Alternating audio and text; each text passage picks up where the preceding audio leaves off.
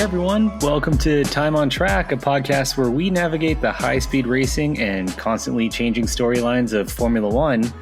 I'm Amarveer, and I'm joined by our co-host, Ricardo. Ricardo, how are you today? I am good. I feel like we haven't talked in a long time. It's been a little bit, for sure. I think the last time we talked, George Russell was giving up his podium to Lewis Hamilton to close out the beginning of the season, or the first half of the season, and we're in a little bit of a mid-season break right now. Mm-hmm. And yeah, a lot has happened, and maybe not as much as we thought would happen has happened in the last couple of weeks. Yeah, silly season wasn't as silly as I thought it would be. Seems like most teams were just kind of locking up a couple things. They didn't want to have things wait until like the later part of the year. But there were a few things that happened. We'll go over them. But of course, we'll start off first with, what are you wearing? Let's do the wrist check. Do you want me to go first? Yeah. What you got on? All right. Happy to. I've got on a Seiko 5 GMT. This is I don't know, what would you call this? This is the kind of the black and gray bezel. Is it a monochrome? Maybe a little bit. It's got the red GMT hand. Really cool watch. Have I told you the story about this watch and how I came to acquire it? Please, probably not. Do tell. This is a fun one. This is when you have friends that are willing to gamble, like on things, like when they need to gamble, and you're not a gambler, which I am not. Bet a watch. When you know that you're going to win something, bet a watch. And set a price limit. Like, we set a price limit. We're like, okay, this was me being from Los Angeles. I have a lot of good friends also from the Bay Area and big basketball state, right? California. We had my very good friend, my roommate from college and I, his name's Nick. We had a bet on the Lakers and the Warriors about 2 years ago about who was going to win the playoff series between them. And the Lakers won, and I got a Seiko GMT. Nice. So I love this. I would say, for one, this watch, value for dollar, it's about, I think, $400 retail, and then you can find it probably a little bit under list on different websites. Man, this is a great Seiko piece. The Jubilee or 5-link bracelet, or whatever Seiko calls it, is really nice, and probably one of the best Seiko bracelets.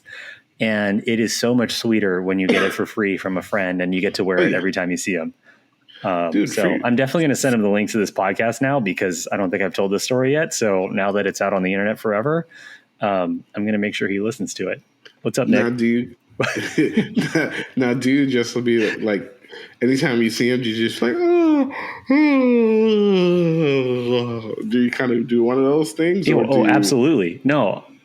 If I know I'm going to see him, like for dinner or something like that, I wear this watch. His wedding was earlier this year. I wore this watch. I was one of the groomsmen at the wedding. I wore this watch for sure. I will do it all the time for the rest of our lives. Every time I see him, if I have advance notice, I'm going to wear this watch. Just leave it in the car, even if you don't have advance notice. Like just if you bump into him on the street, just like, give me 1 second. Go to the car, grab it, and just put it on. Yeah, exactly. Just throw it on. Oh my goodness. Yeah. Well, I'll just send him the link to this podcast forever. That's what I'll do. That works too. What are you wearing today? So I am wearing this new Pro Trek we added to the website. It's weird. Like, the Pro Trucks don't really have a name unless they're like a collaboration. So it tends to be just a SKU number. But I just call this like Bunchy. Like it's interesting. Like it has a bungee cord strap system. So like it allows you to just like bungee it around really cool. And then just close it. It also means that the watch total weight wise is only 44 grams. So Yeah, wearing this feels like you're wearing nothing. Super light. Yeah, super light. It's also just like I kind of like the Pro Trek watches, just because like it's straight up Casio. It's not G Shock, but it's like it's a really tough like Casio. And we used to have the Yeah, it's still Pendletons. super. Still a super rugged watch, right? Yeah, yeah. And we used to have like the Pendletons, which did really well for us. And like I saw this and I figured this would be like a cool like follow up to that because those are sold out. So yeah, Mm-hmm. I'm just rocking it for a few days. We have it up on the site, but I just wanted to to actually wear it because the first time I saw this when they showed it to us, like it was one of those that one, that one. What is that one? What? Please tell me more information on that one. So to now actually have it on my Yep. wrist is kind of cool. Yeah. And Nice. Man, that's I the don't think I've seen one interesting. of those in person. I'd love to see one of those. Yeah, that's the that's the interesting watch of the week. Interesting little feature though. So like it has this bezel that basically spins and gives you easier access to the buttons. So it's supposed to like protect the buttons from like straight. So when it's in this direction, it covers the buttons. You can still press them, but they're like behind it, behind the bezel. But then But if you spin it they the have a other little bit of way, shielding. they no longer have the shielding, and you can just press the button. So it's like a cool little simple feature. But yeah, I don't know. I just really kind of fell in love with this thing, and like it's been fun wearing it.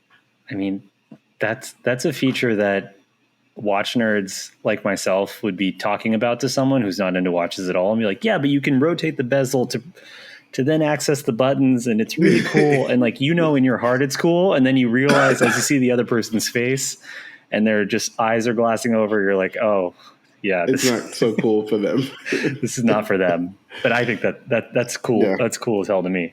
Yeah. yeah. But yeah, Oh man. that's what I'm rocking. Really It's been cool. fun wearing Well, it. and Lots of is that stuff. at the wind up shop right now? Yep. Just added it Very cool. today. Nice. But yeah, enough about the watches. We have a lot to actually go through because our last episode really just focused on unplanned by us. We actually had planned in the last episode to talk more about what we're going to talk about this episode, but the spa talk just continued, so we had to Yes. postpone to this episode. So now we get to the nitty gritty of what's happened so far this summer. This summer silly season, as they like to call it, and then we're gonna do a little something interesting at the end. Something a little bit different, an Americanized version of what you've probably been hearing from a lot of podcasts when it comes to F1. So stay tuned, and that'll be further down in the episode. But first up, I figure let's talk about what's happened so far. I mean, we've You had want some to talk about drivers. some driver signings? Indeed, indeed. Probably the shocking is a strong word. I'm not so much shocked, but like I feel like it's a rental and not like a buy. I really do feel Oh, like really? Williams is. Okay. Yeah, I feel like Williams is renting Carlos Sainz until Carlos Sainz finds a better team that wants him. I feel like it's just a rental agreement. Like let's right now you're the best for me. Right now I'm the best for you. Let's get together, and then things change down the line. You know how things happen. That's what it Let's see feels how it like. goes. So Let's see so it. we're Like talking about the biggest free agent left in the Formula One market, I would say, was Carlos Sainz, who announced after some flirtations with Kick Sauber Audi, whatever you want to call them, some rumblings about Red Bull and some murmurings about Mercedes that he was actually signing with the Williams F1 team. You call it a rental? I'm wearing a Williams F1 racing shirt today because we're in for the long haul. Williams is coming back. This is Listen. this 2-year is deal. Ricardo, It's as a a 2-year deal. Knicks fan. Two-year deal. Listen. Ricardo, No. this is No. the Julius Let's Randle not. signing. Listen, it is clearly one of those signings where the team seems so very, very happy, but I really haven't heard much from the driver. Like it Mhm. definitely, like, they are singing his praises, like they love him, he's amazing. But I don't know, maybe I haven't been paying attention. I really haven't heard much from Carlos Sainz. Like I haven't heard some of that love being reciprocated. So maybe that's just me. That's fair. He hasn't really said much other than the fact that he's joining the Williams team, and he does have an out clause. So the rental idea is there. And to be honest, when I first heard about this, I was pretty disappointed because I think Carlos Sainz is one of the better drivers in F1, and I think to see him on a team that for the last 10 years or so has been really struggling, I was like, oh well, this is we're going to the Alonso stage for Carlos. We're wasting his talent on a team that's not going to make it. Since then, and this is the benefit of having our podcast being recorded a little bit later into silly season as we're approaching Zandvoort, I've really come around to this idea of Williams, and not Williams next year, but Williams in 2026 or 2027. And you're right. So Carlos has this out clause. He can leave after a certain point. I haven't seen the contract. That's also a lawyer giving his out of, I haven't seen the contract. I don't know the rules. But Smart. Vowles, Williams, everyone's talking a big game about how much they're investing into the new rules and regulations, how they're moving from Microsoft Excel to an actual database system to look at their parts inventory and their research and development, investing in their own actual wind tunnel, things like that, where they're actually talking about restoring Williams Racing, Williams F1 to its glory of the 80s and 90s, at least the Williams that I grew up with, were, I think, the first piece of F1 gear I ever bought in middle school was like a Williams polo shirt. And, they were the team. And they're talking a big game about their return to glory, and they're saying they're putting the money in there. And it sounds like they've convinced Carlos that that's what they're doing, but whoever his agent is, negotiated a very good deal where he has an out clause in case their money doesn't quite get to the height of their mouth and actually turns into some BS. Yeah. I mean, But it's interesting signing, I got to say. It's smart on his part. I mean, he's definitely on, I would say, I think he's still in peak form. I think he probably has another year or two of peak form. And like those are the moments where you really want to get the most. So I could understand why he would, like, okay, you know what? You're talking a big game. If this works out, it works out really well for me. I'm in a really good team for like at the good point when things are starting to change around. If it doesn't, it gives him an option to just like be able to move. Because I think, well, I hope, because we saw what happened with Daniel Ricciardo. Like, I've seen what happens to good drivers getting on a team that's maybe not as good as they would hope, and everybody's starting to question whether they're still a good driver. Like, you could actually lose your value as a driver. Are you talking about like Ricardo at Renault? I would say Ricardo, like first years at McLaren. Like, because even when he left for Renault, okay, he was still on the up and up. Like he had put in some great performances. People were still saying that's a good driver. But I mean, you spend maybe 1 or 2 years not performing, whether it's your own fault or like in many ways, I still stand by the idea like that McLaren was just not for Daniel Ricciardo. like all of a sudden the way people feel about you or think about you just changes. And maybe you don't command a great team and you're lucky to still stay on Williams. Like you don't know what the future holds.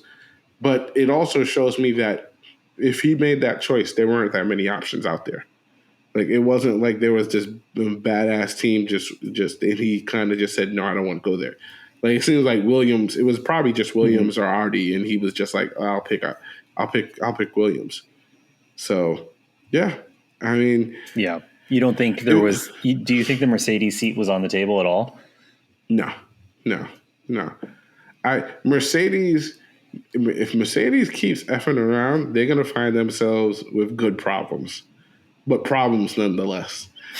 like they have one seat, and they have one person that they're like really fawning over and trying to get, which is Max Verstappen. Right. Like there's enough smoke there to where we all believe that's true.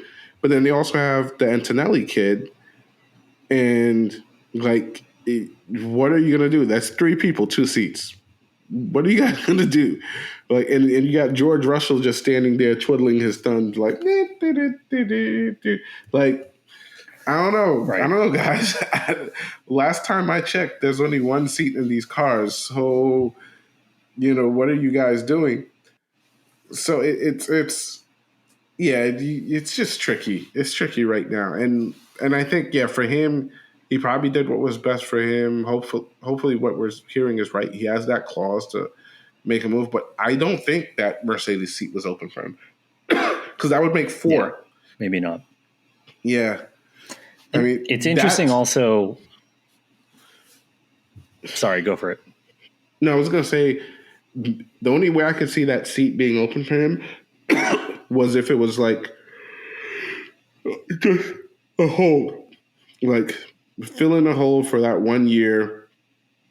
But he wouldn't agree to that. Like no one, especially with the team on the up and up, no one would agree to a 1 year contract and not really lock in their future with a good team. Like no matter what the team was offering. So like, man, it's interesting though because it's unclear when he was negotiating with Williams versus Audi versus Mercedes or whoever who was having those conversations with. Obviously, Mercedes has come a long way in the last couple of weeks and now looks competitive for the rest of the season and potentially into next season. And maybe it is a 1 year rental before the rules change, but potentially you're in a Mercedes car that they finally figured it out and you have the last year of regulations.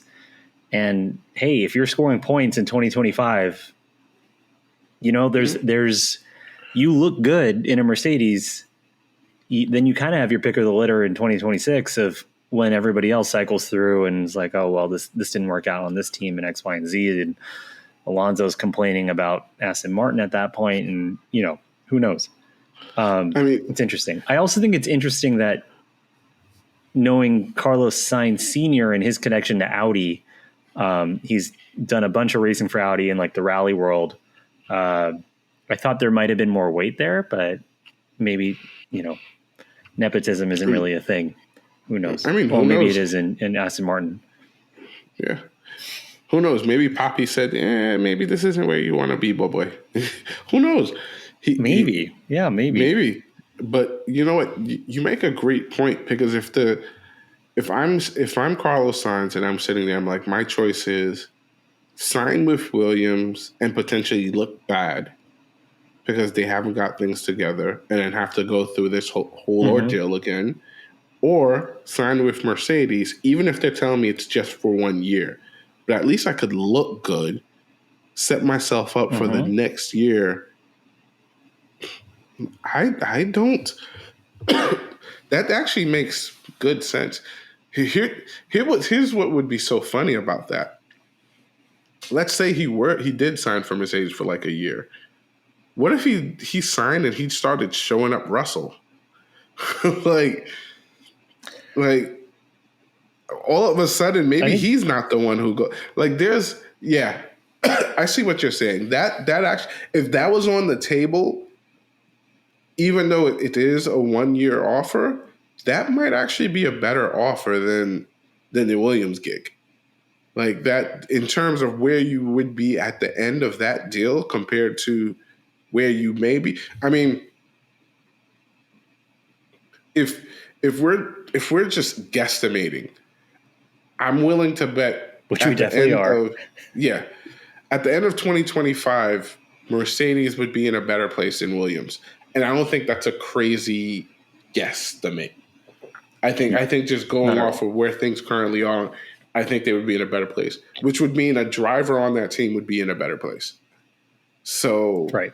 Yeah, but now it just makes the question, was that offer not on the table? Was the offer not on the table is question one. And question two is, how much is Williams actually selling 2026 and beyond as we are reinventing ourselves? We're going back to our roots as a winning Formula One team. You have to trust us. Look at what we're investing in. Look who we're hiring. Look who we're bringing on. Maybe they're making enough of a compelling argument that Carlos Sainz was like, I could be here for the next 4 or 5 years. And he has that nice little out. So he's got some insurance there. Man, that's tough. It's interesting. That's tough because, like, short of, like, the big teams, like, instant makeovers aren't really a thing in Formula One. Like, definitely not. In 3 to 5 years in Formula One is an instant makeover. Because especially for a Williams team, which hasn't really sniffed like success in a long time. So yeah, that would be interesting. I wish the most recent example that's McLaren, right? And that McLaren took them, even 2 years ago was terrible. And they're a top tier team. Now they look good, but now they look good. But that took 2-3 years. So, and they're a top team. They're definitely in a better place than Williams is, and that took them 3 years. How long do you think it's going to take Williams? So it's I wish I was a fly on the wall to really see if that was the offer on the table, because if that was the offer on the table, I could see it making sense to take the Mercedes deal if that was ever an option. I'd rather be at Mercedes for 1 year guaranteed than Williams for 2. Right. And I'm not just saying that because I have the Mercedes shirt on. Well, you do have the Mercedes shirt on, and I am wearing my Williams shirt today because I'm calling it. I think Williams is going to be a player again in a couple of years. And you heard it here first in 2024. Williams. A couple of years Vals, meaning like we're going for it. A couple of years meaning like 2028, 27? Or a couple of years meaning like 2030. I don't like to put labels on it, but yeah, let's say let's say before the end of the next rule, the regulation set, they'll be a force to be reckoned with. Okay. Let's do Makes that. Sense. That sounds good. Sounds good. Do you want to move on, talk about another back of the pack team that's been making some moves in Haas? I mean, Haas. When Haas gets it right, Haas gets it right. I mean, Nico Hülkenberg has been looking like a G on that team. so the car looks good. I mean, now they've signed Ocon, who was a lost soul for a little while there after his trials and tribulations with Alpine. So that's cool. And then Ali Bierman, who's the Ferrari Wonder Boy. He now has a seat. Yeah. Boy, like, it just goes to show you, like, even after Nick de Vries, like, and what happened there, if you just have a really good outing in an F1 car, man, does that help your chances of getting a seat? Like, it's man, it's a good data point. Oh, like, dude, like, to have the race experience, like, it's almost like walking around with a degree when like Like all of a sudden, like getting a college degree when like everyone else from your class only has a high school diploma.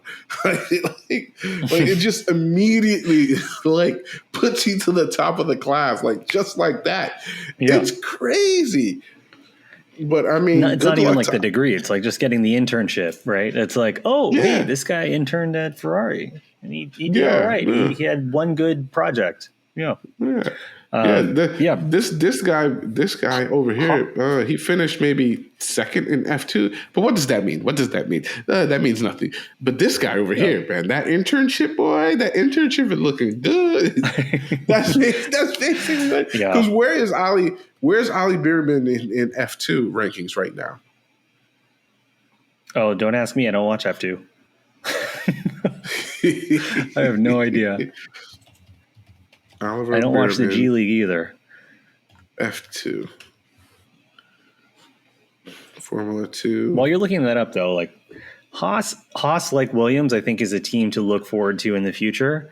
As much as people love their last team principal, I think Komatsu is doing a pretty good job. They have a good team strategy with what they're doing right now with Hulkenberg and Magnussen.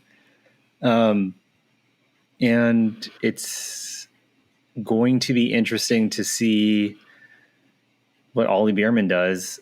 Esteban Ocon, I'm not the biggest fan of his, but he can put points on the board when he's got a quick enough car and he's got a relationship with Komatsu. So yeah, I think it's they're going to be an interesting team next year. But yeah, Okay, let's just say this: with Bierman, he still has more points yes, than Valtteri Bottas and Zhou Guanyu combined. Yeah. Because I don't think they've scored a single point this year. So, you know, he's got, okay, let's say this. He's got more points than Logan Sargent, Zhou Guanyu, and Valtteri Bottas combined. That's true. Add Alex Albon to that too, who I think maybe we can talk about it later, but Alex Albon, I think, is one of those underrated drivers in F1 right now. Yeah. But that's the Haas team. So, sorry, go for it. So yeah, I was gonna say no. Oliver Bierman is 15th in F2 right now. He's 15th in F2. He's 15th. Is he doing better in F1 than he's in F2? He's 14th in F1. Wise, yeah. There you go. Yep. There you go. You know, split the baby. He's 14 and a half in Formula Sports. He's doing great. Yeah. Let's see. That's pretty ridiculous that he's doing better in F1 than he did in F2. That he's doing in F2 where he's had multiple races. Yeah. So yeah, like I said, it means a lot. Those internships mean a lot, man. Those internships mean a lot. So yeah, I think here's the interesting thing. That dynamic is going to be very interesting. You have Ocon, who's very much a elbows out on his teammates type of driver. Oh yeah, and I haven't seen enough of Ali to know the type of driver that he's going to be. Like, will he push back just as much? Will he just kind of fall back a little bit, take some time to learn a little bit more? Because I know right out the gate, Ocon is going to be trying to prove a point. Right out the gate. And I don't think he can really look at Ocon as a mentor either. Like it's like, hey man, you're just in this now. You're racing. I'm not going to teach you any tricks of the trade other than I might hit you every now and then in Monaco. Yep. He's what's his name to Colt Trickle towards the beginning of the movie, not towards the end. Not after they have their accidents. Yeah. Oh man. Yeah. I love a good Days of Thunder reference. Thank you, dude. One of the best racing movies in its absurdity, but also just its pure just funness, if that makes sense. It's so good. It's not Talladega Nights, but it's it has its marks. It is the Oh yeah. Top Gun of racing. It's I mean, it literally was the Top Gun of racing Top movies, Gun right? of That's what they racing. did. It's the Top Gun of racing. It's just a fun movie. Rubbin's Yeah. racing. It's just a fun movie. Just a fun movie. So good. But yeah, that's going to be interesting to see. But yeah, it sucks. It really does suck for Bierman because like hopefully they have some good people around the team that he can depend on for tutelage. Because like you said, he's not going to get anything from Ocon. Right. Ocon is going to be for himself, like by himself, like probably trying to fight to get onto a better team with his performances. Like, yeah, that sucks for Ali, but I hope he puts his head down and he does the work and he just goes in knowing that there's really not going to be a lot of support from that side of the paddock. Like he's just going to have to learn to do this for himself. Get some good people around him that could help him out. And he seems like he has a good head on his shoulders, so that's going to be interesting to see. Yeah. And this is me being positive, but I think the direction that Haas has been going this year, and maybe that's a symptom or an example of just their veteran drivers. But I do think that with Komatsu at the helm right now, they're putting their head down, they're doing the work, and they're scoring points maybe where many people didn't expect them to score points. And maybe that's through team strategy. Maybe that's just through Nico Hulkenberg excelling and Kevin Magnussen playing Dennis Rodman or Bill Lambier. But they're making Rim things happen defenders. in unconventional ways. You need rim defenders. Yeah, Exactly. You need rim defenders. You need someone to hit below the belt every now and then. That's what Kevin Magnussen's been doing. Indeed. Which, hasn't translated to a seat for him. It has for Hulkenberg on the next iteration of Kick Sauber, which is formerly Alfa Romeo about a year ago and will now be officially just Audi, Team Audi, right? Yeah. And when you want to talk about transitions and leadership changes, Audi is bringing out the wallet. It sounds like they've made some big splashy hires recently, right? Listen, they're on their Ferrari tip. that's like because early on, like especially last year, like we saw a lot of moves from Ferrari, basically just grabbing influential and important people from different teams. And Audi is kind of doing the same thing. You got Mattia Binotto. That came with the hiring of Fred Vasseur, right? Like it was. Yeah, that came with Fred Vasseur. We've got new blood, new leadership. Let's make it happen. Indeed, and I think there's something to, like, I feel like when someone leaves Ferrari or is no longer with Ferrari, there's like a common understanding that may not always be their fault. Like. And I think for many people, especially when they looked at Mattia Binotto, like, I mean, he has a long history in F1 and clearly knows what he's talking about. Like he started young in F1 and he kind of grew into that position. And you get thrown through the blender that is Ferrari, which is a environment that Fred Vasseur is trying to change. But Binotto had to live through it anyway. And, I think people still see the value in someone like a Binotto. I think that's why they picked him up. And then you have, right after that, they kind of go in there and then to just swipe the sporting director from Red Bull, which is another great pickup. Like, people are literally just, like, Red Bull is this close to being like the old car that people are just like taking for scraps. Yeah. Like they're just like, ooh, the rims look good on that. Yoink. And like it's gonna get to a point where like there's gonna be nothing else to salvage. Like and like people may start jumping ship, but that's another conversation for another day. But yeah, I mean these were two pretty good pickups. I think this kind of sets a really good foundation for Audi.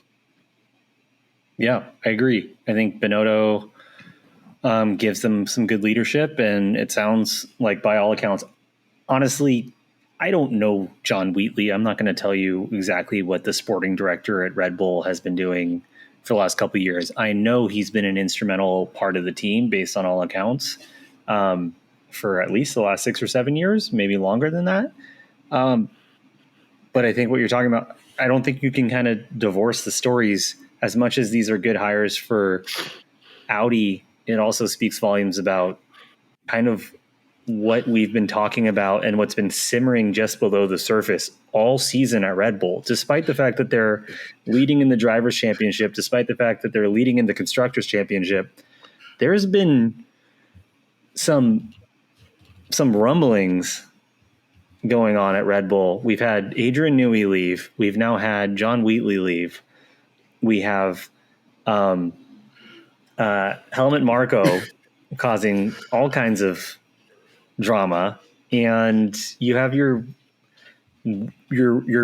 only good driver.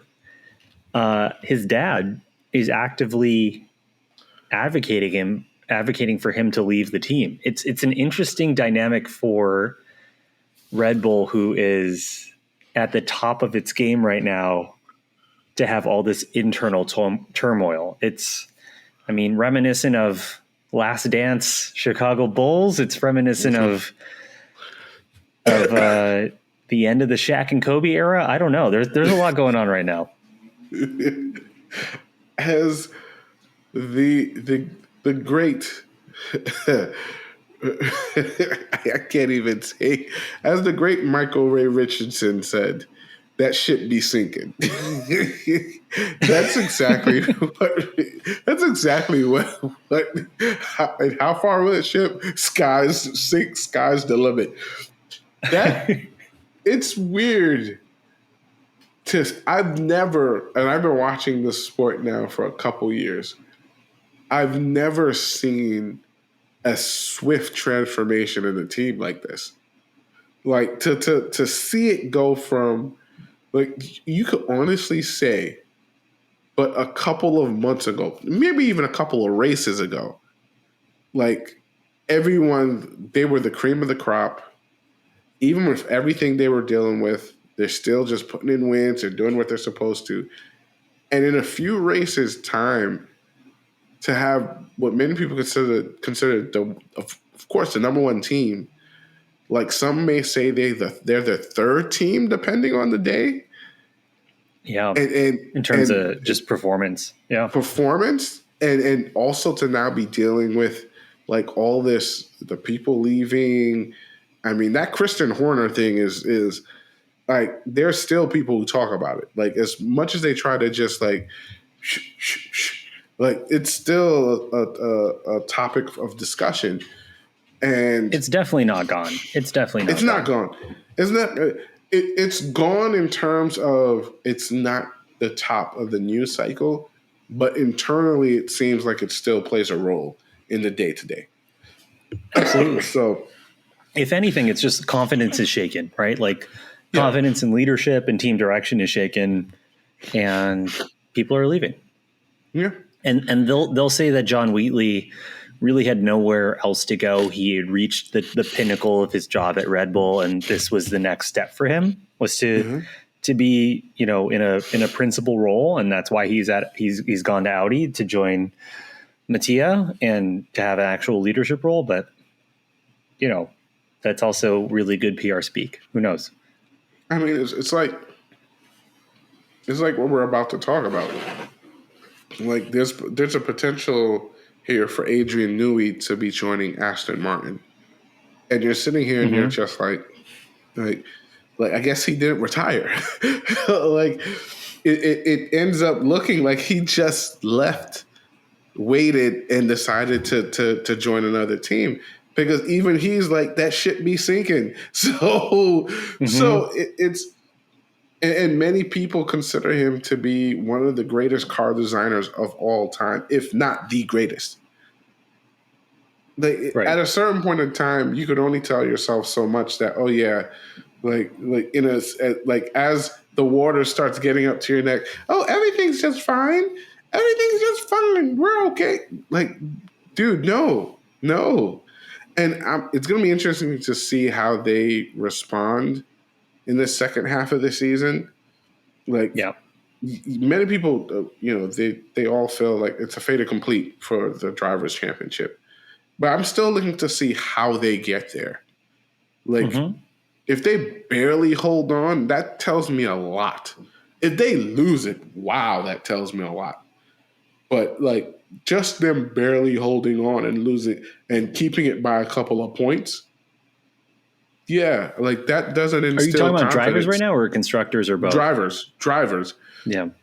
Drivers, like, if they barely hold on, like, that tells me a lot. Doesn't really instill confidence.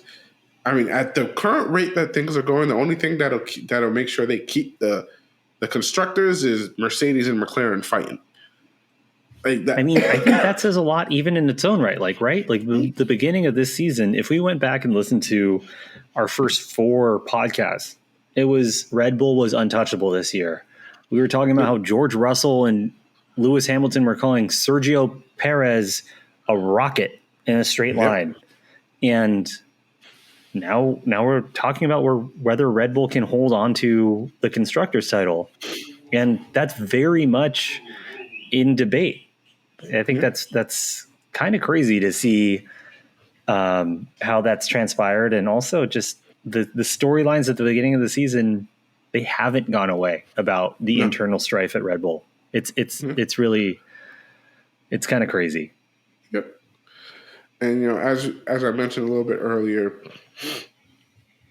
in regards to Adrian Newey, there's some rumors going out that it looks like he's going to be taking up a position over at Aston Martin, which is very interesting. I mean, I think in the Newey sweepstakes, I think a lot of people are thinking Ferrari, maybe the Merc boys, but I don't know. Aston, I mean, I've heard a lot of things. He wants to be near home. Aston Martin affords him that. There are a lot of things, but still, like, it would still be a coup. It would still be a coup in my book to be able to get him on that team. And maybe that's got to be the only thing that Fernando Alonso is holding on to hope for. With the current state of Aston Martin, is that Adrian Newey's joining this team and he's going to help me out. Dude, he's more checked out than Lewis Hamilton was checked out at the beginning of this season. He seems so checked out. Like, so checked out. Like, I look at him and I'm like, that's the Alonso I know. I know that man. All that funny business, all things are great that we were hearing in the past, that's the Alonso I know. So, yeah, it's going to be interesting to see that. But, yeah, what do you think about this Newey story? It is a little bit surprising that it's Aston Martin. It's not surprising to me that he didn't choose Ferrari, or he's not going to Ferrari, because here's a guy that's been in England for 30 years, 20 years, working for different F1 teams.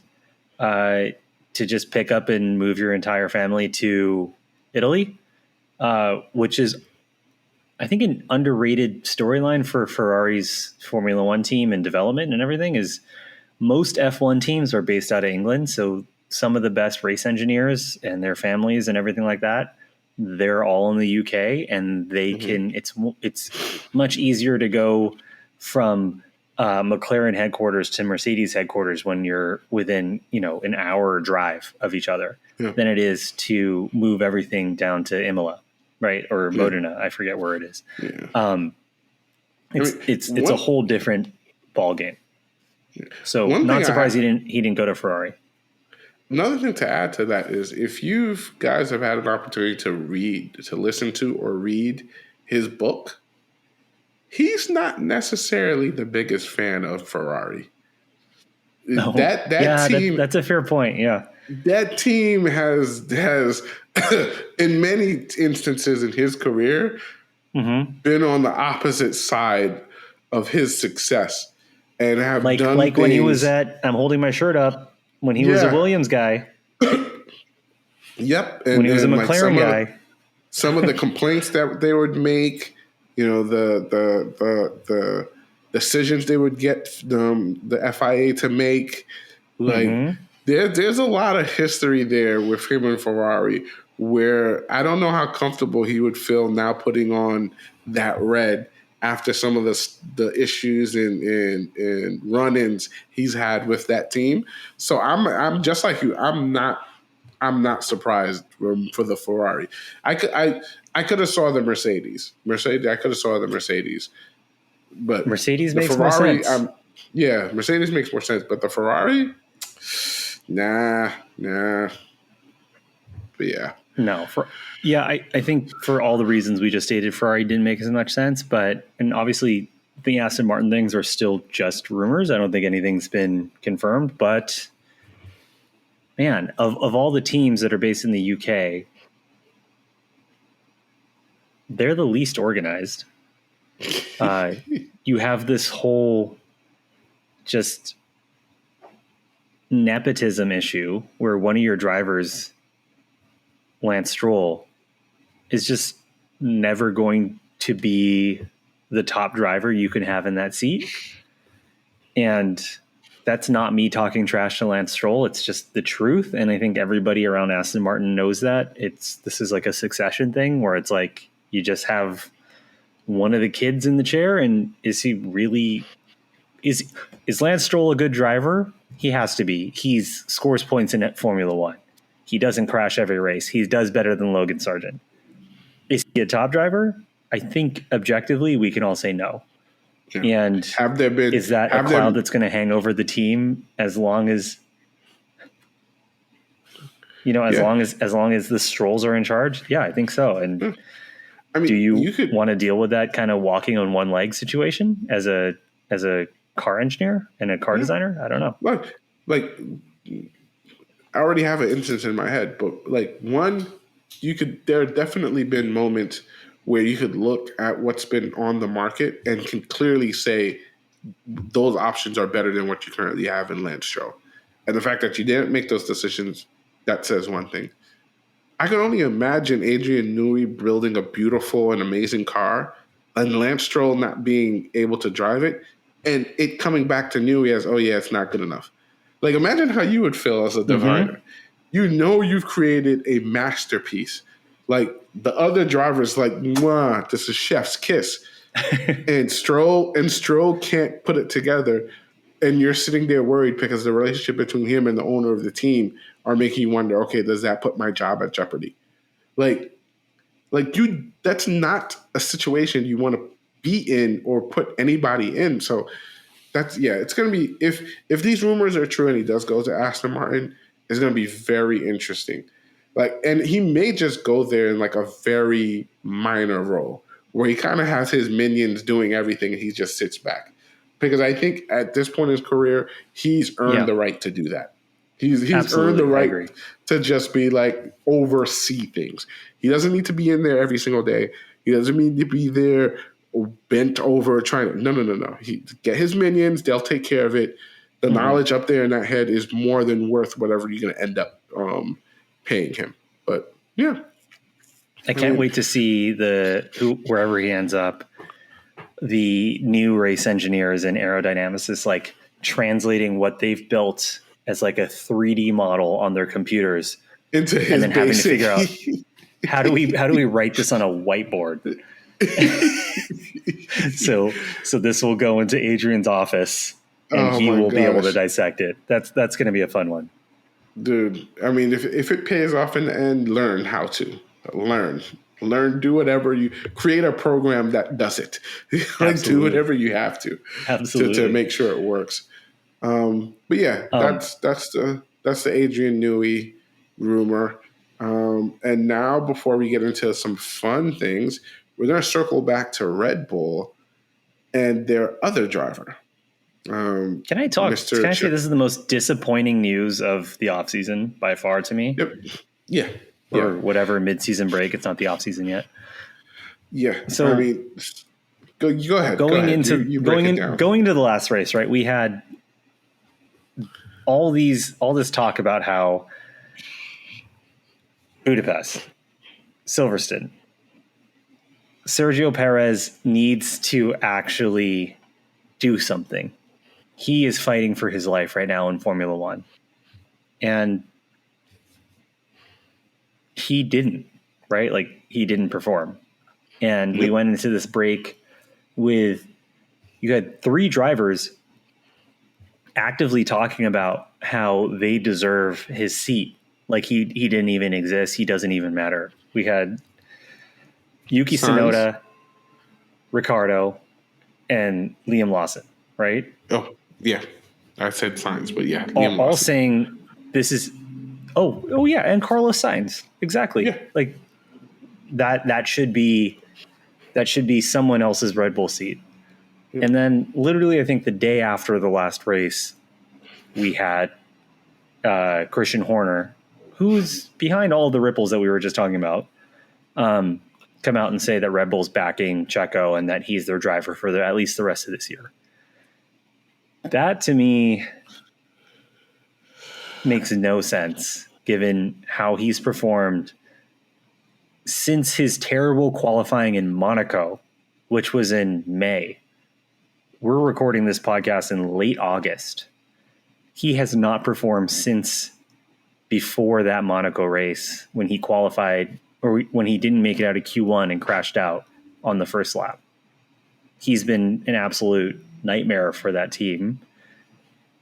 He qualified well in the last race, but he still lost a bunch of positions, and I can't believe they're backing him, especially when you have someone like Yuki Tsunoda, who I also don't think is getting as much credit for what he's done this season and his eligibility for that seat, is waiting in the wings. And Daniel Ricciardo, who, as much as I talk trash about him, likely would be doing better in that seat than he is. To me, it makes no sense. It so makes no sense that it feeds the idea of a conspiracy theory. Like, it's so outlandish that he still has a seat, that if someone comes to me with a conspiracy theory, I'm willing to listen, because I'm hoping you're coming to me with one right now. It so makes no sense. Like, right now on the table, he still has a lot of Mexican sponsors. The Mexican Grand Prix is still going on. Let's at least wait till after that. We still want that money. We still want those pesos.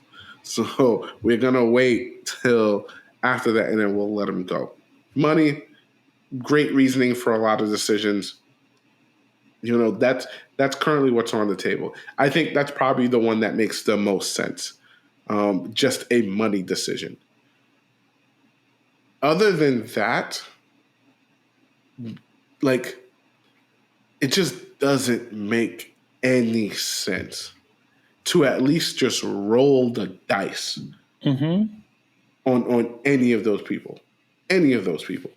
Roll the dice like easily. Pick one of Liam, Ricardo, or Tsunoda. Whichever one you pick, just make sure the other two are on Visa Cash App, and that's it.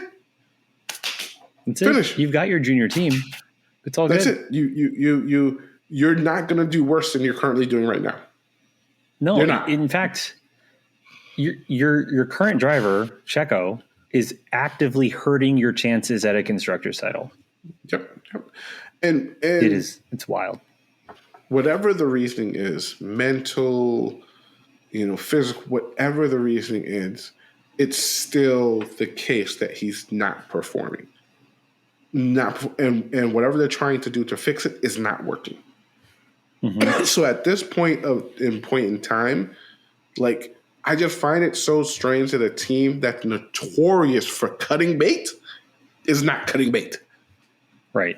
Like it'd be one thing if this was a team that was like, oh yeah, we hold on to our drivers. We try to give them as much opportunity as possible to do better in the car. Ask Alex Albon. Yeah. If you give people as much opportunity. Imagine Albon in that seat right now. Crazy.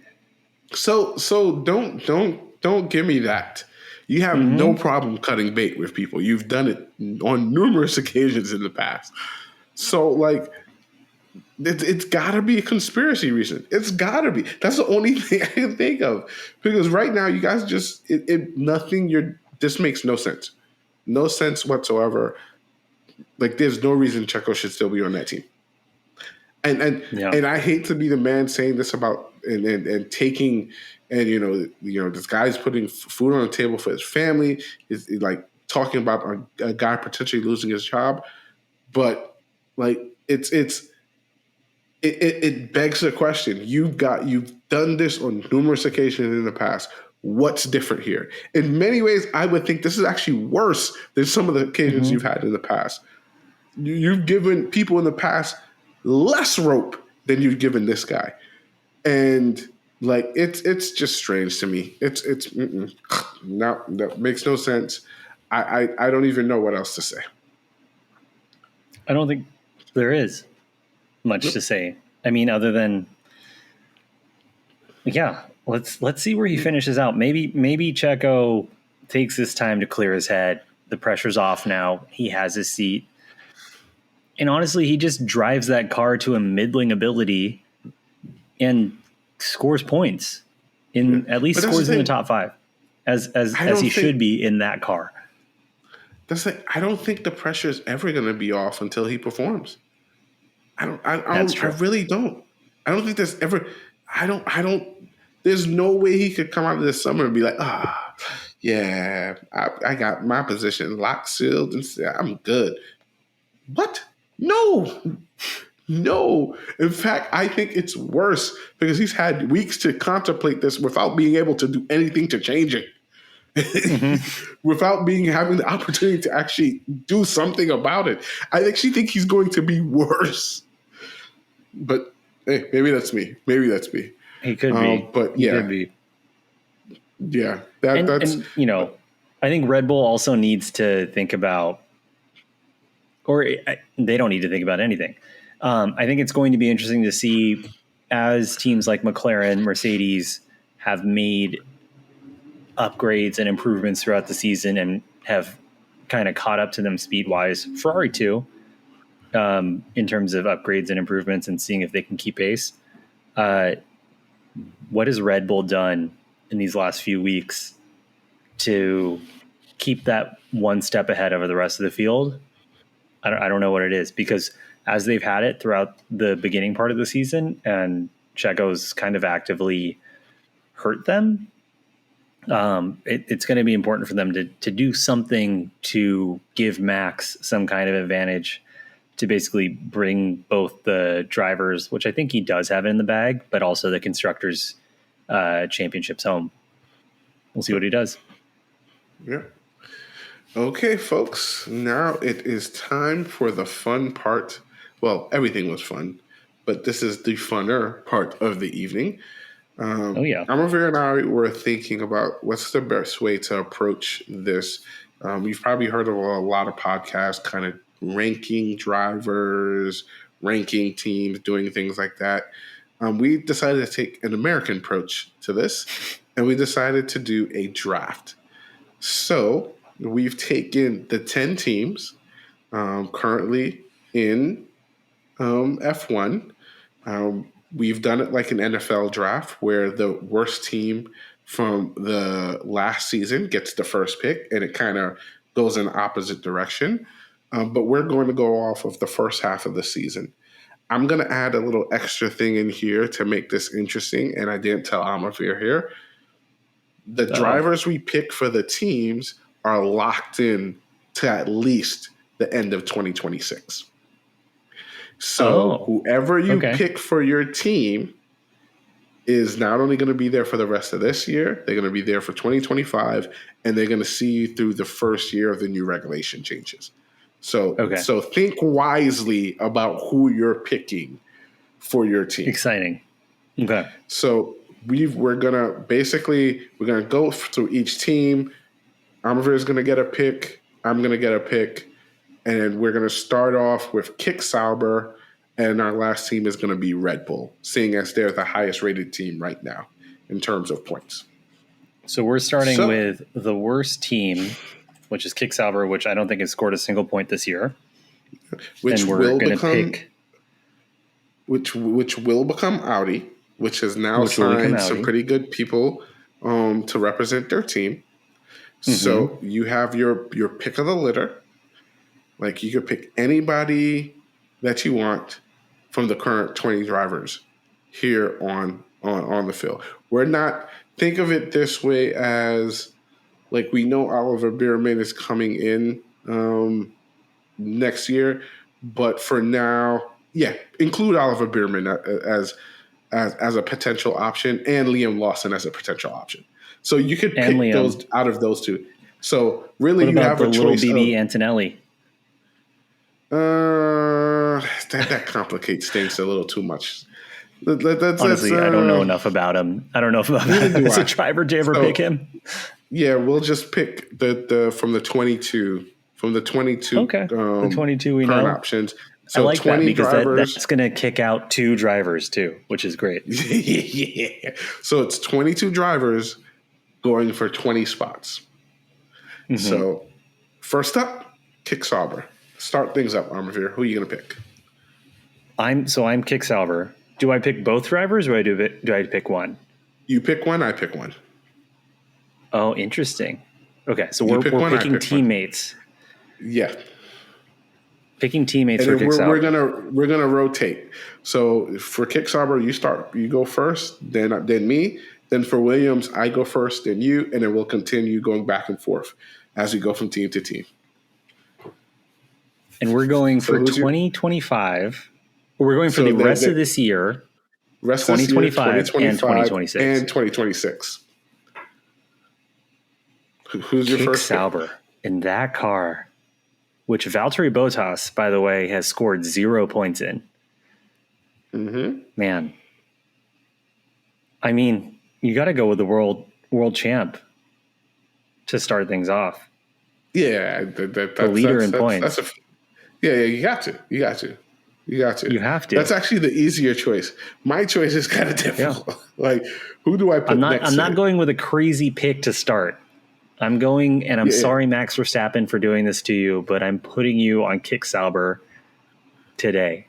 Max Verstappen, number 1 pick. You are going to Kick Sauber. Okay, so that takes Matt. Which I wish still had the Alfa Romeo livery, because I would love to see Max Verstappen in the Alfa Romeo livery. That would be awesome. Kick Sauber. So Sauber. So the Sauber C9, Max. If you ever saw the Mercedes Sauber cars of the Le Mans series in like the 80s, man, those were sick cars. But okay. Max, you're racing for Kick Sauber. There we go. So Max, let's highlight Max here. So we know Max is no longer an option on the table. Let's see. We're going to make that nice and red. Okay, cool. So for the second pick for Kick Sauber, I am going to pick Charles Leclerc. Wow. Okay. Explain yourself. I'm going to give one. I think Charles deserves a fresh start. I feel like him and Ferrari have been together for a long time, and I feel like that relationship is only going to get more strained in its current format, where he's now going to be teammates with a 7-time world champion.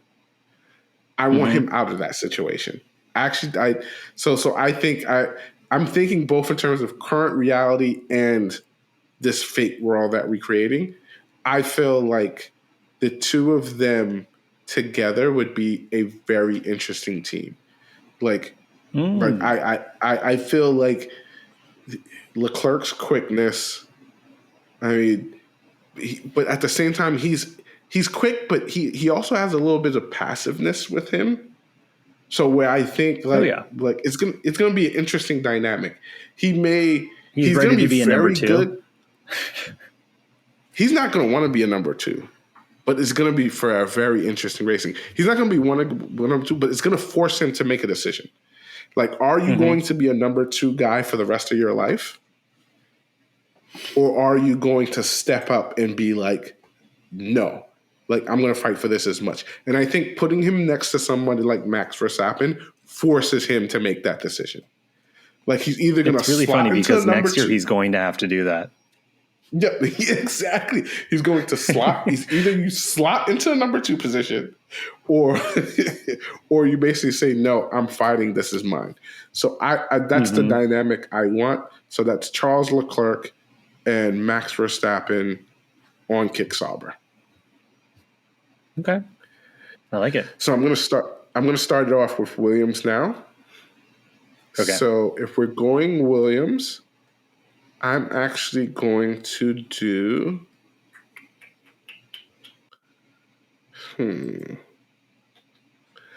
I'm going to pick Oscar Piastri for Williams. Ooh, I like that. I'm going to pick like Oscar that a lot. Piastri for Williams. I think young driver, very talented. Team is on the up and up. I see things going really well with that dynamic. If I were you and I was picking in that position for Williams, and I was thinking about what we were talking about earlier about them talking a big game, and we're not here for 2024 or 2025, but 2026 and beyond, like we are the team to beat. Here's a driver who I routinely on this podcast have been like, oh, this dude's been in F1 for 3 years. He's been in F1 for 4 years. I have to remind myself it's actually his second year. Yeah, this guy is potentially the future. Yeah, great pick. Great pick. Okay, who are you picking? Oscar Piastri on the Williams team. Yep. Wow, that's really good. Who are you going to pick as his teammate? Man, this is hard. Don't forget, we still have Liam Lawson and we have Ollie Bierman there, but I don't think those are two that you even think about right now. So we have to think about, we're talking about a team like Williams we're picking for now, but also we're picking for a couple years from now, and that's why Oscar is such a good pick. Yeah.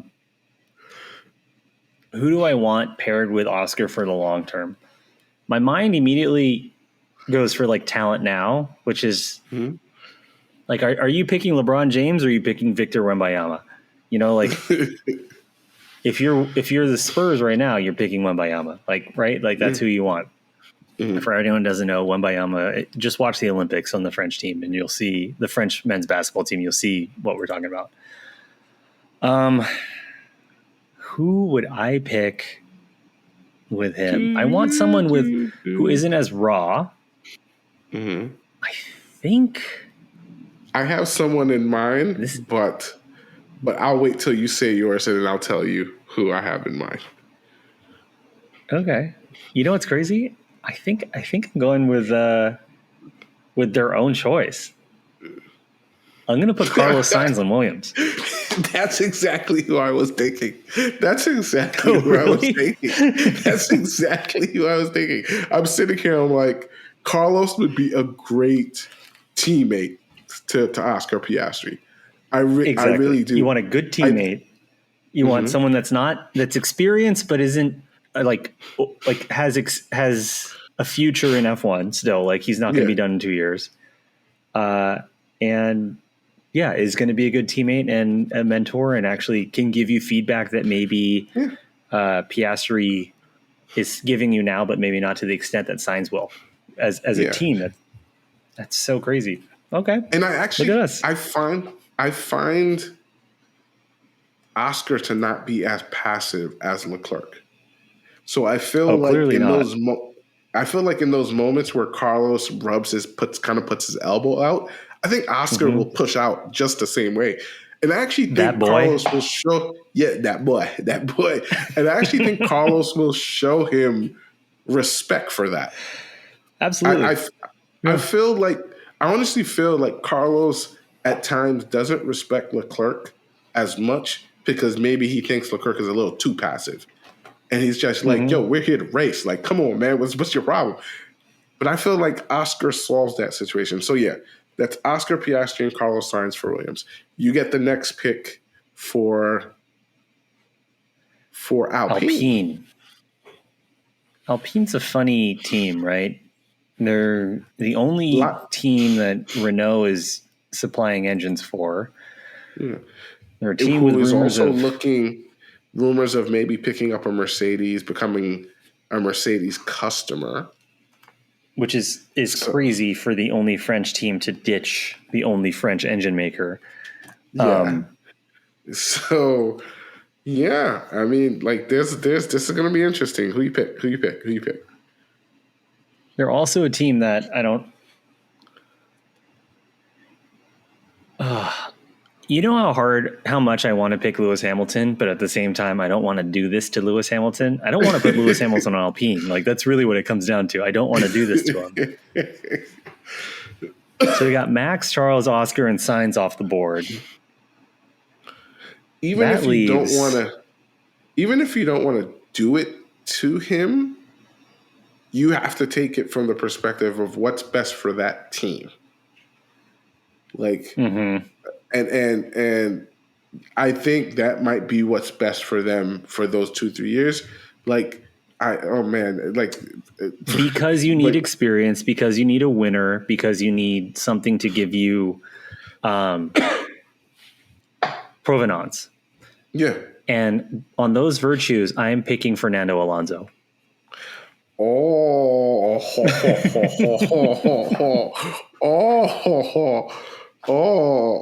Now, do I be dirty and pick Lewis anyway? I mean, you can. Or do I think about what's going to be best for the team? How good would Lewis and Alonso be on the team together? When was the last time that happened? Yeah, I don't think them together on the team would be what's best for the team. So if we're talking about Alpine, if I'm Alpine, I get Fernando. You know who I'm going to pick? Lando Norris. I was actually thinking about Lando too. I picked Lando Norris because I don't think Lando Norris has ever had the opportunity to have an elder statesman next to him. And someone that could not only teach him aspects of driving, but also how to handle the pressures of now being in a leading team. And I think Fernando, for all his faults of going from team to team and all those things, he's been in those pressure cooker situations, and he can at least give him some tutelage there. And at a certain point in time, Fernando just has to be real. He ain't going to be here forever. So he has to bestow his wisdom onto another generation. And I think that would be a great person to bestow that wisdom to. So I'm going to say Lando Norris going to Alpine. I think that is a good call. And I think your reasoning is spot on, right? Like we've talked about this on the podcast, right? About how Lando is now in a fast car in McLaren and he's battling with Max, and Max is just kind of getting him on the, I know how to win stuff. Mm-hmm. Like I know when to attack. I know when to hold back. And maybe he needs some lessons on that from Alonso, who we were just talking about, Carlos Sainz, who Alonso was teammates with before, who Carlos also knows how to put his elbows out when he needs to. We're talking about Lewis Hamilton, who Alonso was teammates with on McLaren way back when, right? And hey, we know Lewis knows how to win. Maybe Alonso's got that touch to bring Lando Norris up to the next level of the winning attitude. Yep. That'd be crazy if Alpine had an Alonso Lando Norris combination. Yeah. Okay. This is okay. For one, I will say we're 3 teams in and 6 drivers in. This is a very funny combo of drivers that are off the board. This isn't just like, oh, who's the most talented driver? This has gone into the details about like the pairings already. It's awesome. Ready, yeah. That's why I was just like, it can't just be the most talented driver. There has to be another aspect to this to really make this interesting. So, okay. And not only that, but who are the remaining drivers and the remaining teams that we're going to have to figure these things out with? Okay. Haas. I have first pick for Haas. For Haas, I am going to pick as my first pick because I think the team is on the up and up. I am going to pick.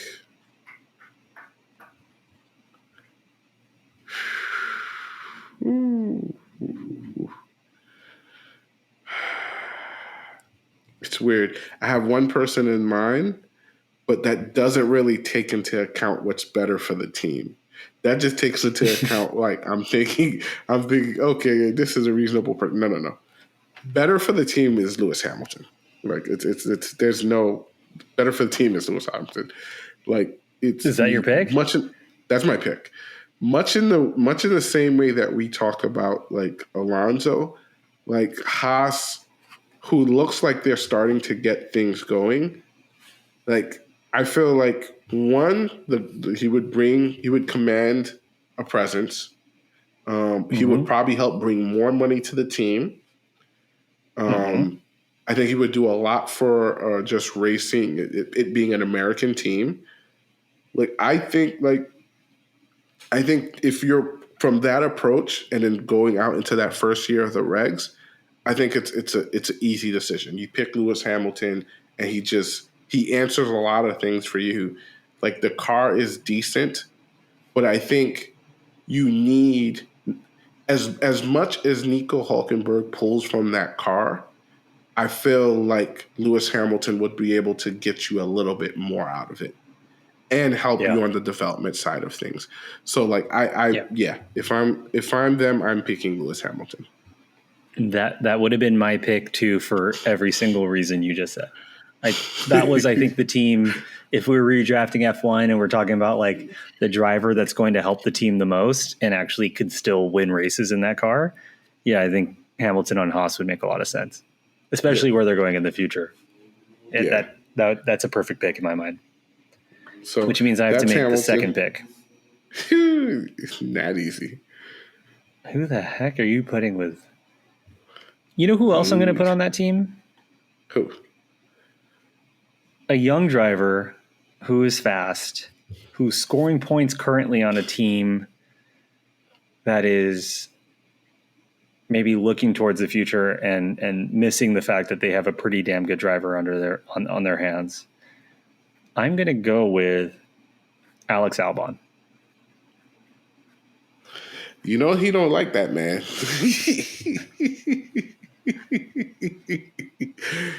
In many ways, he feels that man is who cost him his Red Bull seat. But I still think it's a good pick. I think it's a good pick. I think Albon has ability. I think hopefully what we see with him and Williams in the future, as he's signed there for the long term as well, like we see him as driver and Williams as team grow. In this hypothetical draft, I would love to see the same thing for him and Haas. It's give that guy a good seat, give that guy a good team that's actually behind him and not putting pressure on him to perform in the moment and actually grow with them. And unlike what Red Bull did with him, and I think we'll see some good stuff from Alex Albon. So that's my pick for Haas at 4. Okay. We're 8 drivers in. We're almost at the halfway point. Now bring us into Visa Cash App RB. This is, who's going to hate me for this is the guy I'm going to pick. I already know who you're going to pick by saying that. But go ahead. Well, he's going to hate me for this because he's on Visa Cash App RB right now. I would put Yuki Tsunoda on this team. Oh, my. Yeah. If we're looking for the future and we're looking at good drivers and Visa, Cash App, Red Bull, whatever you want to call them, VCARB is actually trying to be an independent team separate from Red Bull and not the junior team. Here's your guy. He's right under your nose this whole time. And I think Red Bull is missing that point right now, is that They keep looking at Checo. They keep looking at Ricardo. And then they look past him for Lawson and whoever else. You have a good driver who's maturing right under your nose and scoring points for you, qualifying well in your junior team. Give him the real seat. Let's see what he does. I'm gonna. I'm pulling for Yuki. Yep. I'm gonna pull the Band-Aid real quick. Next pick, George Russell. Oh, yeah, that's a good one. Yep. He's not going to be happy Russell on that team either. No, but like really, I'm looking at who's left, and I'm just like, I think he would. Them together, I think on that team, yeah, I would pick George Russell. I would pick George Russell. Makes sense. Yeah. Russell is a solid driver.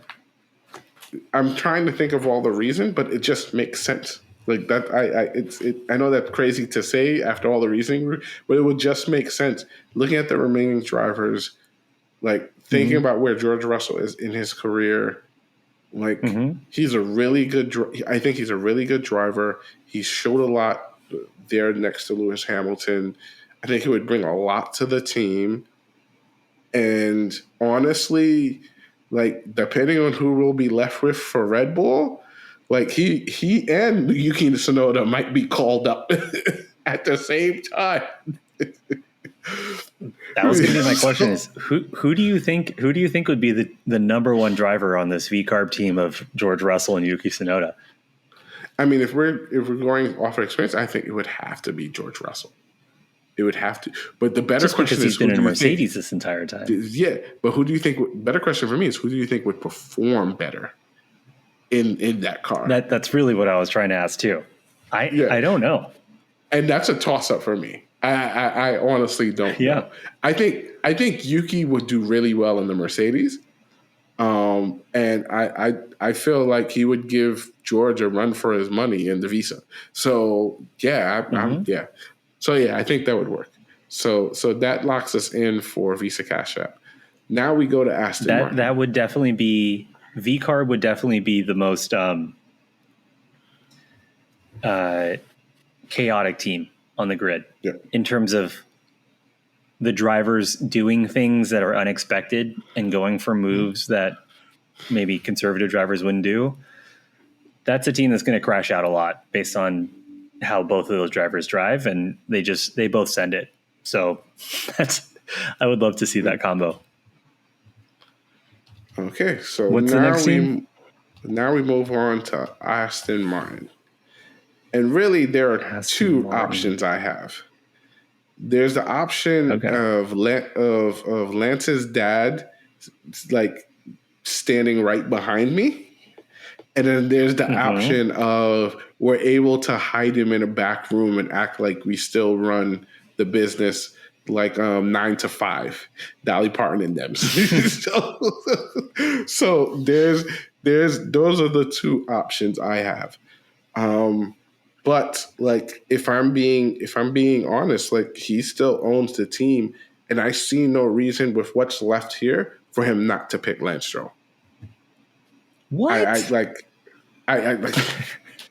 think about it. Oh, Daniel Ricciardo. Think about it. Daniel Ricciardo be looking shook daddy in some of these cars. Like if it seems like if the recipe's not perfect, he looks shook daddy. Pierre Gasly. Wow. Kevin Magnussen. Valtteri Bottas. Logan Sargent. Nico Hulkenberg. Like think about it. Whereas we always talk about Lance Stroll and the distance between him and the top, he's just fine right there in the middle. He's just like so. Yeah. So I mean, for me, they're ranked 6 on our list of a team, so it makes sense. It's kind of where he scores points. It makes sense. I would have to. I mean, both for daddy control and just like what's left there. Yeah, Lance Stroll. So that's Lance Stroll. It makes sense. If you want to keep money invested in the team, keep the owner's son on the team. Yep. So that's Lance Stroll for Aston Martin. Okay. Let's just do a quick rundown of who's left on the table. We have, Okay. and this is going by points, Checo, Ocon, Ricardo, Daniel Ricardo, not Ricardo, Seaman. Pierre Gasly, Kevin Magnussen, Valtteri Bottas, Logan Sargent, Nico Hulkenberg, Zhou Guanyu, Oliver Bearman, and Liam Lawson. If I am Aston Martin and I've now picked Lance Stroll, I'm going to go kind of with what they just did or what they've been doing and pick a veteran driver that can be consistent, maybe not as fiery as their current veteran driver. And I'm going to pick Valtteri Bottas. Good choice. Good choice. If you just want to score in between 8th and 10th or 8th and 11th every race, give this guy a car that can perform, and I think he will still do it for you. And that's Valtteri Bottas. That's what I'm going with for Aston Martin. There we go. Okay. Now, I would love to see Valtteri Bottas back at Mercedes, by the way, to be honest. Like in real F1, that seat's open. Yeah. And just to have him go back and then be in a good car. Oh, it'd be amazing. Especially like next year when they figured it out. Like, oh, it'd be so awesome. Yeah. Now, my good sir. Come on, Toto, bring him back. We've reached the top 4 teams. We have, and you get the first pick for the Merc Boys. Who are you picking for Mercedes? For Mercedes. Oh, man. Why didn't I just wait and put Valtteri Bottas at Mercedes? What was I thinking? Clearly shows how much strategy I have here. All right. Who is going to go into the beautiful Mercedes seat?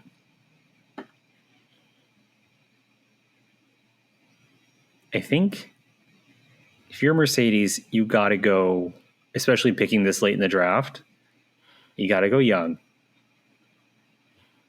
And I'm not talking about Logan Sargent. I think you have to choose between the 2 guys who are not in the league right now. And based on personality alone, I think I'm going Ollie Bearman. Good choice. Good choice. I think that's a great choice. If you're picking this deep in the draft, you know who the Nico Hulkenbergs, the Kevin Magnusens, the Pierre Gaslys of the world are, and you kind of got to swing big and hope you end up with someone at the end of the. I've been making a lot of NBA references here, so you hope you get Tony Parker at 30. You hope you get whoever, Kawhi Leonard, 27, and it's just like an amazing pick. Maybe that's Ollie Bearman. I think that's a good pick. I think that's a very good pick for Mercedes. To round things out with Mercedes, I am going to pick someone I think would do well in that seat. And I think the environment at Mercedes would do well for his soul. And I'm going to pick Daniel Ricciardo. Wow. Danny Rick still has a seat. Yep. I'm going to pick Daniel Ricciardo. Like, I feel like that team would really come around him. It would be a real good support system. I don't know. I feel like it would be a good place for him. Yeah, that's interesting. You know what's funny is that's not a crazy idea for next year. Yeah. So that I just think that would work. I honestly think it would be a fresh start. It would be a top team. I think he still has the skill set, and I think he's worth a 1-year rental, like to see if he still got the goods. Because then I feel like push comes to shove, if he doesn't, and it's really bad, Mercedes will make that move, like if they have to. But I think he's also. I'm pretty sure he's an investor in this. There's this group out here called Race Service, which does a lot of the American PR and media for Formula One. Pretty sure he's an investor in that, and they do this awesome cars and coffee here in LA called Rise and Shine, which is cool. But they do partnerships with AMG, so I can see Danny Rick doing some Mercedes stuff out on the racetrack. So that's Mercedes. You've got me now thinking about like, why isn't Danny Ricciardo being thought of? And I've talked trash about Danny Rick on this podcast, I think a good amount about should he really be in F1 still? But man, if you're looking for a placeholder seat for next year that can score points, man, that's an interesting choice. Yep. So that's Daniel Rick. So that completes the Mercedes team. And now I'm going to go step into the unexpected, fires. But I like it. Yep. I'm going to step into the fires of Ferrari. And I'm going to reward a man who has never had the opportunity to be in a top team, and I think deserves it before the end of his career. And I'm giving that seat to Nico Hülkenberg. Wow. Nico on a Ferrari. Because I feel like this year, as that Haas has gotten good, you've seen how good Nico is. Whether he's the number one on Ferrari or the number two, he will get you points in that seat. There's no doubt in my mind. In a good Ferrari car, he will get you points. Now, it all depends who you decide to pair him with to see if the team as a whole will do good. But I think he's a great foundational piece. So I'm gonna go and pick our friend Nico Hülkenberg for that makes Ferrari. Sense. It makes sense. And if I'm Ferrari, I'm going to pair Nico Hülkenberg with the best younger driver currently in F1 that's left on the board, which is Pierre Gasly. Interesting. That would be an interesting pairing. That is an interesting pairing. Yeah, that would be a very interesting pairing. They'll be competitive with each other. I think so too, but not to the point where I think they would crash into each other. Like not I like mean, no, it's not like Ocon. It's not family blood. Yeah. There's no girlfriend history pass and all that stuff going on. Okay. Now, here's where we get into the nitty gritty. You have to pick McLaren, and I'm just doing this off, like you're going to have to pick the last person on this. So it's going to be it's really fun for me. Yes. So go ahead and pick McLaren. So I think I'm going to follow the same. Yeah, first driver for McLaren. I'm going to follow the same logic I used for Mercedes and swing for the fences and swing for the future.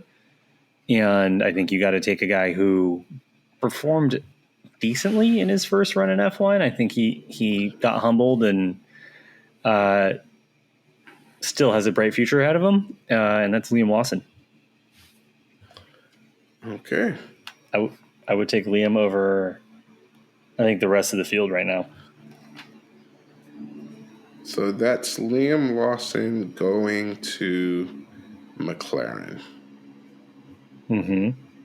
Okay. So now I have the next two picks, which are going to be quite interesting. Should we list out who's available? Yes.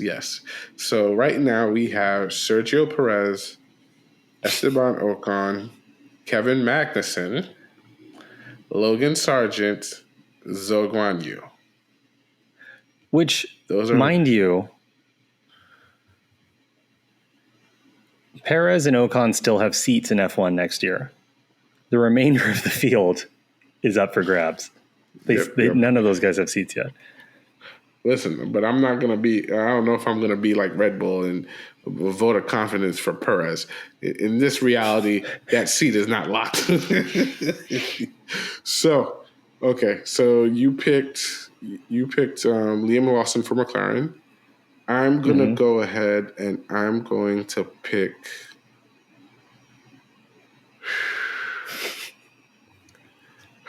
This is a tough one. I'm going to pick Esteban Ocon Wow, as his partner.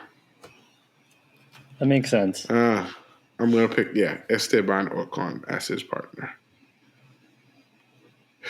It makes I'm, sense. I'm, I might not love I, him as a driver or as a human being, but he'll put points on the board for you for sure. I'll lock it in. So that's Esteban Ocon as the other driver for McLaren.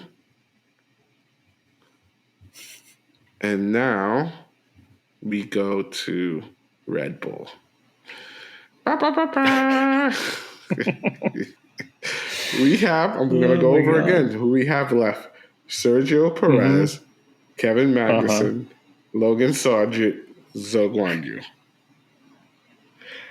I'm going to save myself the hassle. I'm going to pick Kevin Magnussen. I'm going to pick That's a Kevin good pick. Magnussen. I'm gonna put That's a Kevin good pick. Magnussen as the first person for Red Bull. It's gonna be fiery no matter how it goes. Like he's a fiery driver.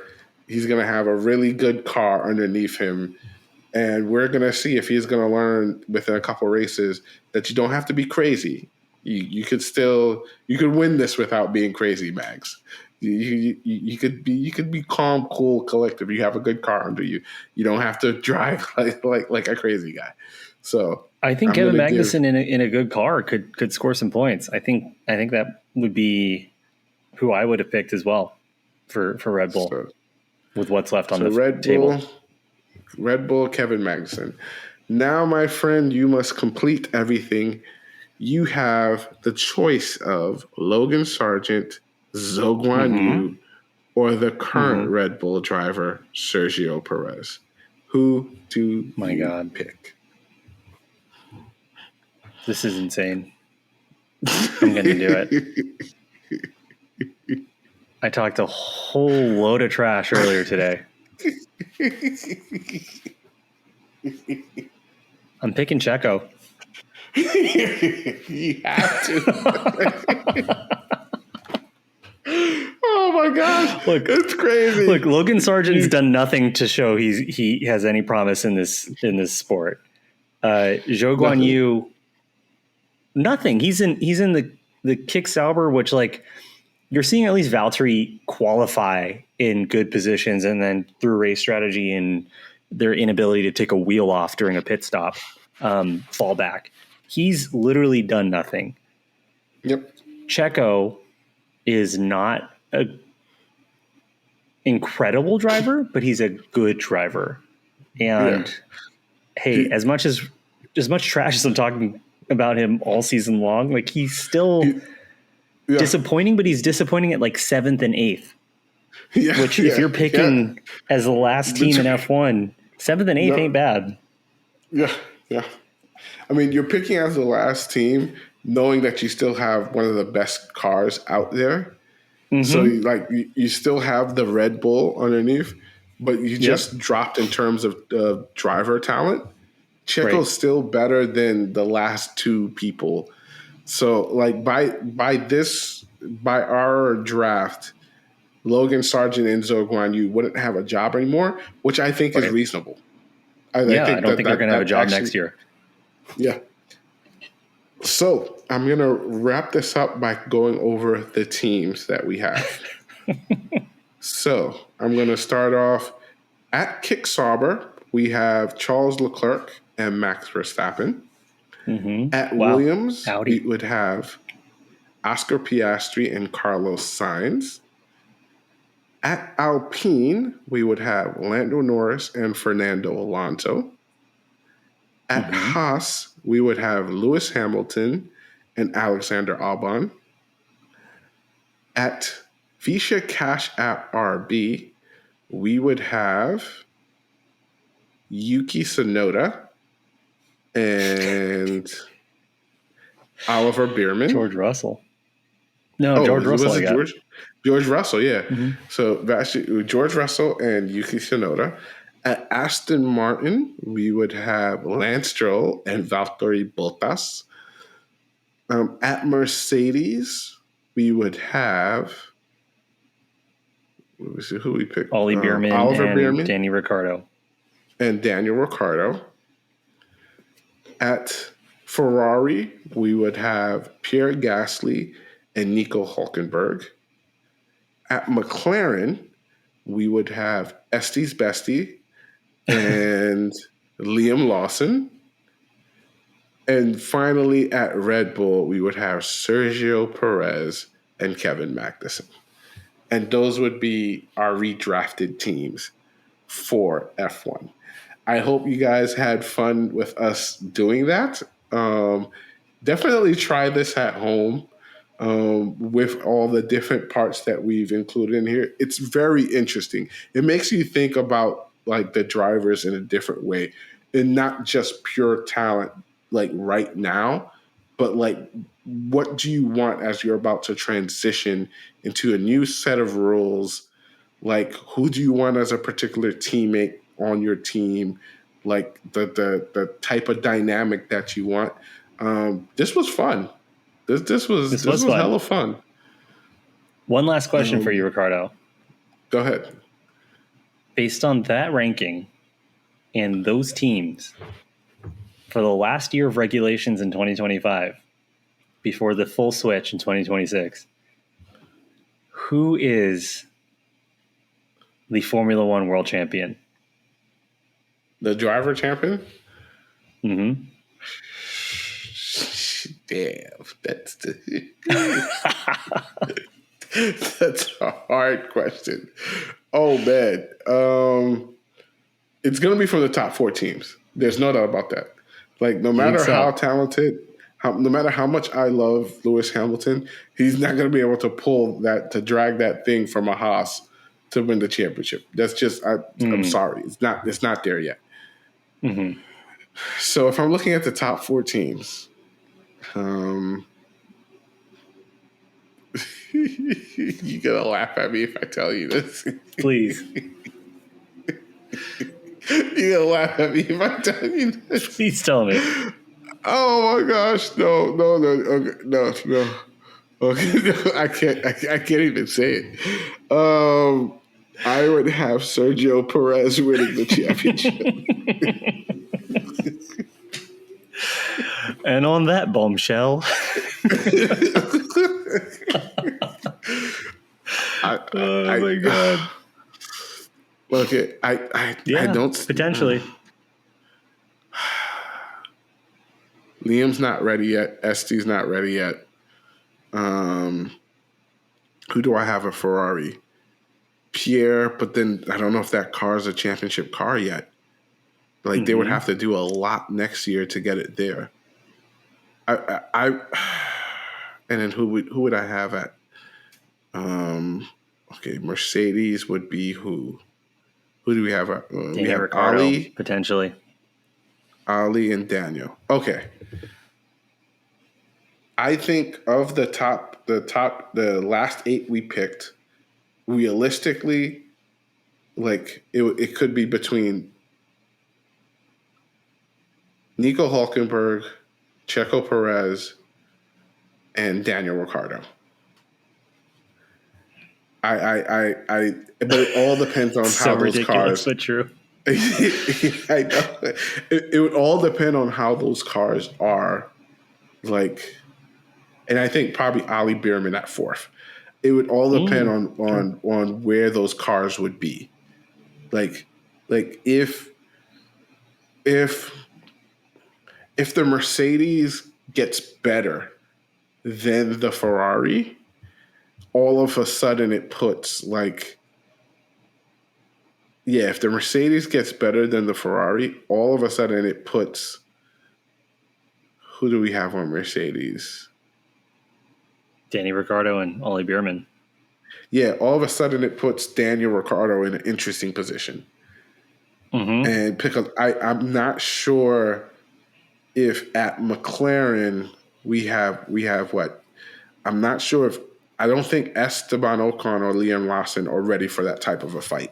Even with a good car underneath them, I don't know if they're ready for that type of a fight.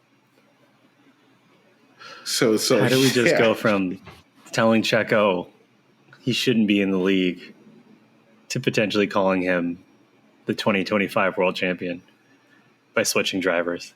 It's so crazy. Yeah. It shows you. It really does show you the power of the car, the way things have kind of played out and how they can play out. Yeah, that's. I mean, and also you got to think of the idea of him not having a Max Verstappen next to him, making him look bad all the time. Like, you know what effect that plays on your mental when your teammate is so good that you just don't know, like there's nothing you can do to best him. Like you've tried everything and it just doesn't work. Now imagine not having that and having a very good car. Yeah, it makes it very interesting. Very, very interesting. Very interesting. I'm going to say, I'm calling it. It's going to be Valtteri Bottas on Aston Martin. That's really the most consistent on the most regular team, like decent team that could actually perform well. Maybe they take their upgrades off that they've put on the last couple of weeks and restore the car to what it was a month ago. Here's a guy that can actually drive. That's my world champion. And then he rides off on his gravel bike into the sunset like Nico Rosberg after one world championship, and he's gone. That's all we ever hear of Valtteri Bottas for the rest of our lives. Unbelievable. Until he appears on this podcast. Yep. Okay, I will note here, hopefully no one takes offense to these rankings. This was just us. This was just us, changing reality for a moment and playing things out and seeing how things would change over the course of the next 2-3 years.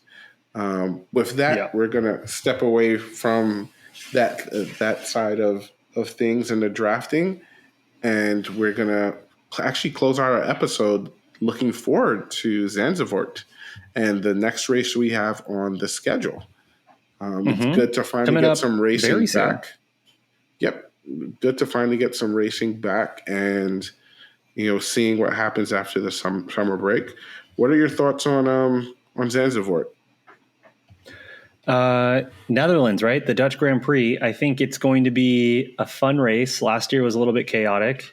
This is a cool track. It's not one I'm that familiar with because I think there was a huge break for many years before they came back to it. But if I remember it correctly from last year, some ridiculous bank turns, a lot of gravel, some weather. I don't know what the forecast looks for this weekend, but being it the Dutch Grand Prix, I think we have to go with Mr. Max Verstappen as the likely winner and a return to glory. He hasn't won a race in a while, so I'm expecting Red Bull to come out strong and put their stamp on the second half of the season.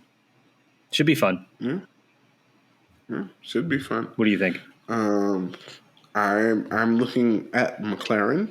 I think they'll do really good here. I think we may see a second win for either one of those drivers. I think either Mercedes that boy is gonna Orlando Norris. Yeah, that boy. Listen, if that boy wins,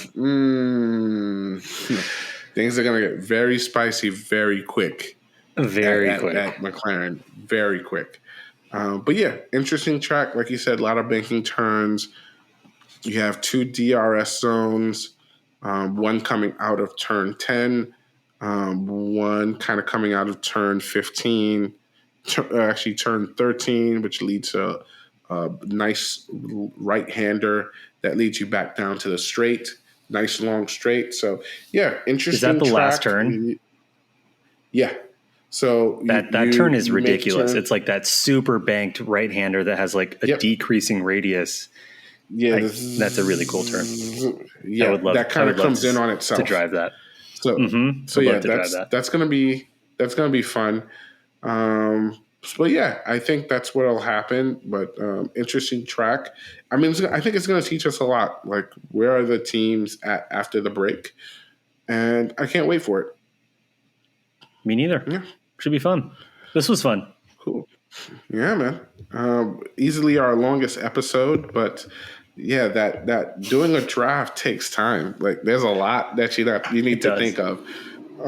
But yeah, guys, definitely tune in. If you have any questions, you could reach me, Ready Set Watch on Instagram. Amarveer is Meta World Cool.